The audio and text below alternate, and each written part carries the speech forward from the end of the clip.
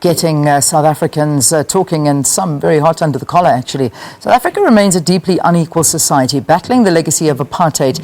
In over 600 pages, the meticulously researched book, Apartheid, Guns and Money, it finally lifts the lid on some of the darkest secrets of apartheid's economics crimes, weaving together a treasure trove of newly declassified documents and eyewitness accounts. It also details how crimes of the past continue to haunt and cost the South African public today. The author of this book, Hennie van Vuuren, joins us in studio now for an in-depth discussion of this book that he's put together. Good to have you, Hennie. Welcome to Morning Live. Morning, Leanne. Thank you very much. Goodness me. So, 624 pages of some startling revelations in this book. How long did it take you to put together?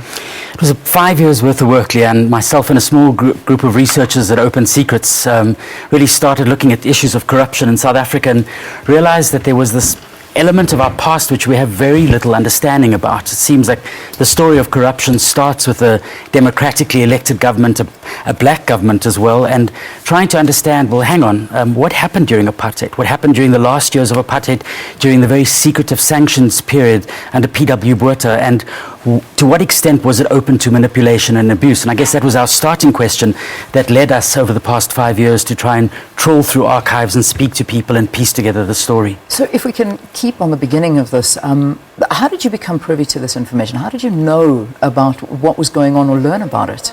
I think one of the things, of course, is just the question, fundamentally, what happened during the apartheid period? And I think as a nation, we're still grappling with trying to find answers to many of these questions. I think it's a very normal thing in countries that go through transitions like ours, that this right to truth, the right to know, is something that a country that deals with the past is always grappling with.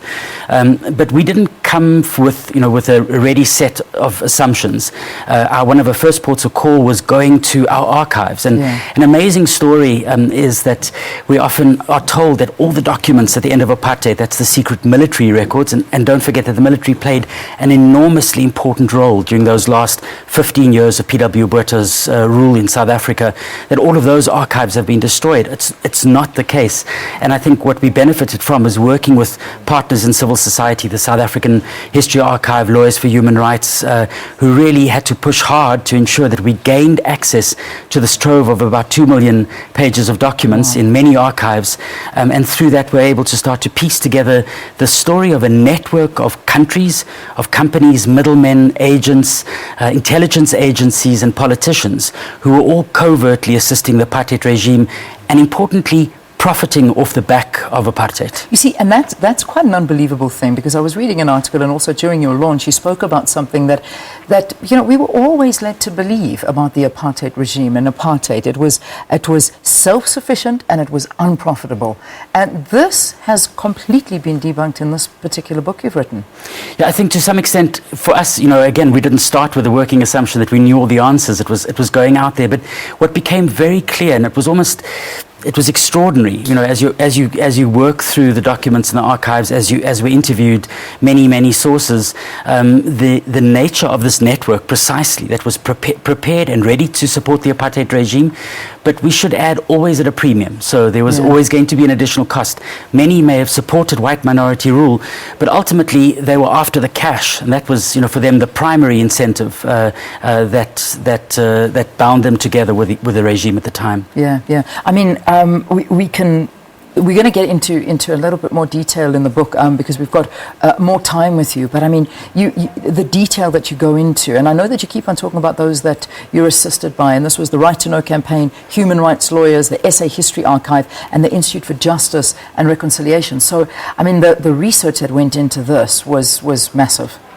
Indeed, it was, as I said, it was 5 years worth of work. I think for us it was a real struggle to get the story right, precisely because the story hasn't been told, because the characters haven't been identified, and because South Africans deserve to know what this network looks like and what its impact has been right until today in terms of the current narrative of state capture in South Africa. All right, we're going to leave it there. We're just going to press pause. I think that was just to tease you as to what's going up. We'll dig deeper into this particular book and the stories that are uncovered in here in our next part of this interview with Hennie, so do stay tuned for that. But right now, we've got our headline.